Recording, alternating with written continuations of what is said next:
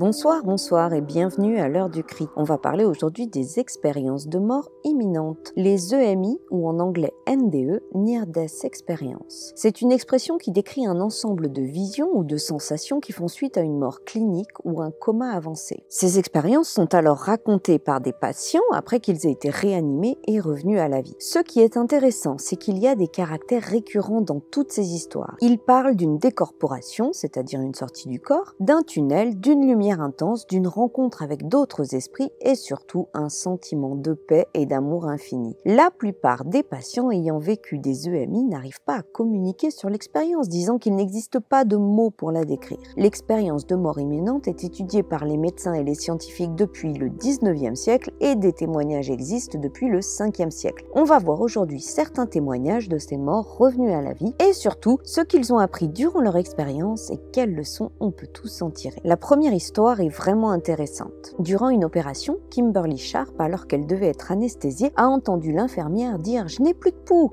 Elle a essayé de lui parler, mais l'infirmière ne l'écoutait pas. Kimberly ne comprenait pas pourquoi l'infirmière l'ignorait, elle pensait parler tout à fait normalement. Fâchée, elle a décidé d'ignorer l'infirmière à son tour, et c'est cette décision qui a déclenché son départ. Elle s'est retrouvée dans un endroit totalement différent, entourée de brouillard. Elle se souvient se sentir bien, réchauffée, et avait l'impression d'attendre un bus ou un train. Quelque chose devait arriver, elle avait un ticket. Et elle n'avait aucun stress, aucune anxiété, elle se sentait particulièrement bien. Elle avait l'impression que d'autres personnes étaient avec elle à attendre et une lumière a explosé sous elle, allant dans toutes les directions à l'infini. En voyant cette lumière, elle a su immédiatement qu'elle observait l'éternité, pas seulement en termes de temps, mais aussi en dimension. Kimberly a ressenti à travers cette lumière un amour infini. Elle s'est rendue compte que la lumière communiquait avec elle grâce à ce qu'elle a interprété comme une combinaison de mathématiques et de musique. Elle explique qu'il n'existe pas de mots qui pourraient concurrencer cette communication. Elle a alors posé des questions. Quel est le sens de la vie ? Apprendre, cette vie est une école.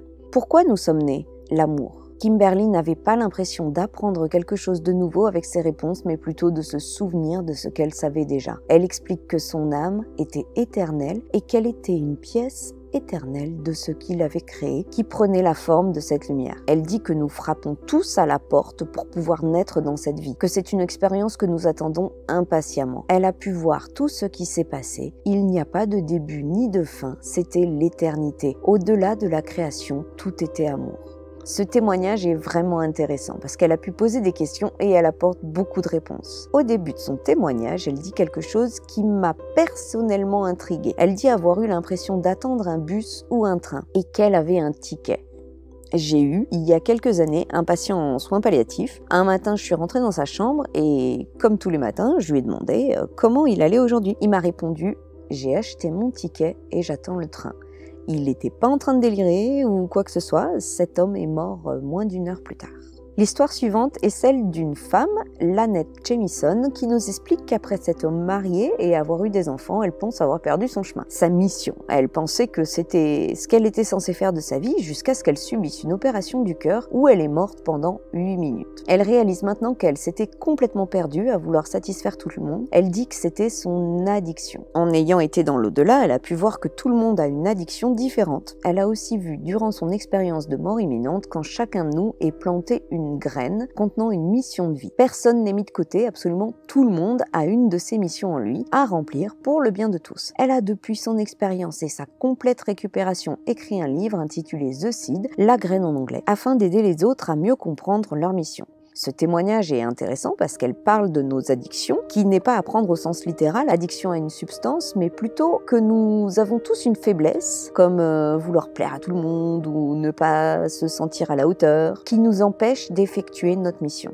Et cette histoire de mission est aussi curieuse parce que la prochaine histoire parle aussi d'une femme qui a vu sa mission. Nancy Rhines vient d'une famille catholique, mais en grandissant, elle s'est distanciée de l'église et se considérait athée. En 2014, alors qu'elle était à vélo, elle s'est faite percuter par un véhicule. Elle explique qu'au moment où elle a touché le sol, elle s'est alors décorporée. Elle est sortie de son corps et a vu l'accident comme si elle était à une distance de 20 mètres. Elle s'est vue sous une voiture criant de douleur. Mais elle était toujours vivante à cet instant précis. Elle a été hospitalisée d'urgence et a dû être opérée. C'est à ce moment-là que son cœur s'est arrêté. Elle s'est alors réveillée sur une magnifique colline avec une sensation de paix et d'amour comme elle n'en avait jamais ressenti avant ça. Elle s'est demandé si j'étais morte, mais elle ne comprenait pas pourquoi elle était dans cet endroit merveilleux parce qu'elle croyait pas à tout ça. On lui a alors communiqué qu'elle était à présent chez elle. Elle explique qu'elle se sentait connectée à tout le monde sur Terre et aussi dans cet endroit. Elle dit que l'amour et la connexion avec tout ce qui existait était tellement incroyable qu'elle ne voulait pas revenir. Mais on lui a rappelé qu'elle avait accepté une mission avant de naître. Un guide est apparu et lui a montré une vision d'elle-même en compagnie de toute sa famille et ses amis, acceptant de faire un certain nombre de choses sur Terre. Comme elle n'avait pas fini sa mission, elle est revenue. C'est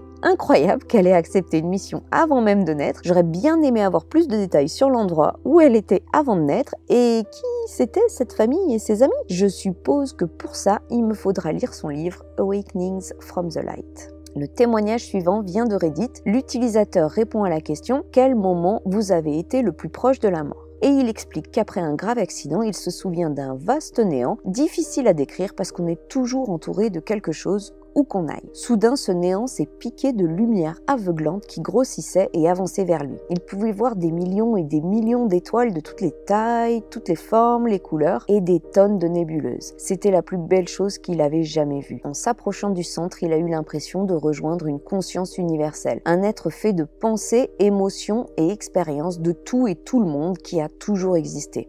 Cette description qu'il fait d'une conscience universelle faite de tout ce qui existait et a existé revient souvent aussi dans les témoignages. Enfin, le dernier témoignage est celui d'un jeune homme, Jeff Tolley, qui après la mort de son frère a alors fait une tentative de suicide en prenant une boîte complète de narcotiques. Il s'est rapidement retrouvé dans une noirceur profonde et complète jusqu'à ce qu'une lumière apparaisse et qu'il puisse voir en hauteur l'ambulance s'occuper de son corps. Il réalise qu'il est mort et pourtant il ne s'est jamais senti aussi bien. Pas d'anxiété, de problèmes, de dépression, de honte, de culpabilité, tout ça c'était dans son corps. Il avait l'impression d'être enfin chez lui. Il a alors revécu toute sa vie, il a vu tous ceux qu'il avait rencontrés et pouvait ressentir tout ce qu'il ressentait à ce moment-là. Ce qu'il leur avait fait, leur douleur, leur colère, leur tristesse, mais aussi leur joie. Et bien qu'il y avait du positif, il avait l'impression qu'il y avait beaucoup plus de négatif. Il dit qu'il n'y avait pas de jugement extérieur, que c'était lui qui se jugeait lui-même sur ce qu'il aurait pu faire de mieux ou changer. Il y avait ce plan de sa vie comme une carte avec une liste de challenges positionnés sur le plan pour qu'il les surmonte. Il lui paraissait évident qu'il n'en avait surmonté aucun, qu'il n'avait rien accompli. Son frère, qui était décédé, est alors venu à lui et a blagué avec lui sur ce qui venait de se passer et il lui a demandé de le suivre. Il l'a amené dans une pièce lumineuse où il y avait 3 guides, 2 femmes qui portaient des vêtements victoriens et un homme qui portait des vêtements tribaux. Les guides lui ont dit qu'il avait un travail à faire sur Terre et qu'une fois ce travail, il avait une meilleure vie qui l'attendait, qu'il n'était pas obligé de revenir mais qu'il lui conseillait de retourner sur Terre finir ce fameux travail. Après avoir vu à quel point il avait raté sa vie, il s'est pas posé de questions, il a décidé immédiatement de revenir sur Terre. Il a alors vu une image holographique de son futur et du futur de toute la Terre. Il s'est vu à l'âge de 50 ans et c'était complètement différent de ce qu'il connaissait. Tout avait changé, quelque chose d'important va arriver à l'humanité tout entière et va changer la Terre. Alors ce témoignage est vraiment intéressant. Il se trouve que Jeff a une chaîne YouTube qu'il a mis en place pour aider les gens à surmonter les challenges qui les attendent dans la vie. Il explique que depuis qu'il a vécu son expérience de mort imminente, il est devenu un petit peu un médium, il arrive à ressentir tout un tas de choses et il parle dans une de ses vidéos du changement qui va s'opérer sur Terre. Selon lui, en ce moment, nous sommes dans une phase de lutte de pouvoir où ceux qui avaient le pouvoir sur l'humanité le perdent petit à petit et luttent pour le récupérer. Toujours selon lui, ça sera un moment difficile à passer, mais au bout du chemin, après avoir lutté, nous pourrons reconstruire et décider dans quel monde nous voulons vivre. Tous les systèmes seront restructurés, médicaux, scientifiques, éducation, monétaire et une grande technologie va être libérée. Il dit que durant son expérience de mort imminente, lors de sa vision du futur, il a vu que l'air était pur, qu'il n'y avait pas de peur, que la technologie paraissait très avancée et que l'éducation était vraiment au centre de la société. Il parle de la plus grande transformation de l'histoire de la Terre, rien que ça, et c'est selon lui très bientôt, car dans sa vision, il avait environ 50 ans et il en a à présent 39, donc on a une toute petite dizaine d'années à attendre, en gros.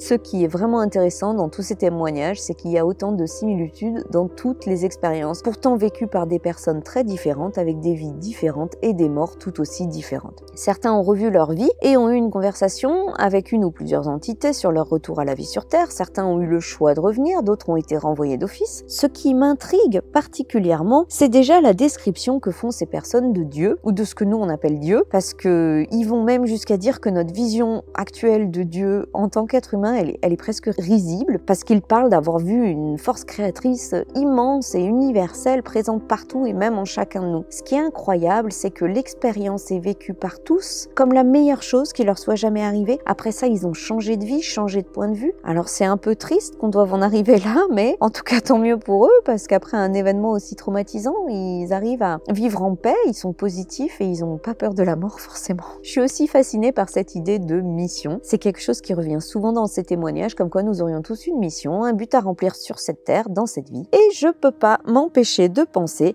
mais pourquoi c'est si compliqué de savoir c'est quoi? Pourquoi on a quasiment tous oublié d'avoir accepté sa mission? Toute cette affaire serait nettement plus productive si on essaie avec un mode d'emploi. Votre mission dans cette vie, c'est de pulvériser les records de Mario Kart Tour.